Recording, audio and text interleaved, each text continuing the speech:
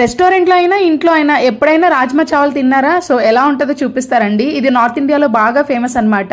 రాజ్మా అంటే చాలా మందికి తెలిసే ఉంటది, మన సైడ్ ఎక్కువగా కిడ్నీ బీన్స్ అంటారు కదా. సో చావల్ అంటే అన్నం అన్నమాట. సో అన్నం అండ్ రాజ్మా కర్రీ. ఢిల్లీలో నేను బయటకు వెళ్ళినప్పుడు చాలా సార్లు గమనించాను, రాజ్మా చావల్ అని కాకుండా స్పెషల్ గా దానికి పంజాబీ రాజ్మా చావల్ అని యాడ్ చేస్తా ఉంటారు. ఎందుకు అనుకున్నాను, ఈ డిష్ అక్కడి నుంచి ఇంట్రడ్యూస్ అయిందంట. ఎందుకంటే ఢిల్లీ వాళ్ళకంటే ఎక్కువగా పంజాబీ వాళ్ళు ఉంటారు. ఎందుకంటే ఇండియా పాకిస్తాన్ విడిపోయినప్పుడు ఆ పార్టిషన్ లో పంజాబ్ వాళ్ళు చాలా మంది ఢిల్లీకి వచ్చి సెటిల్ అయిపోయారనమాట.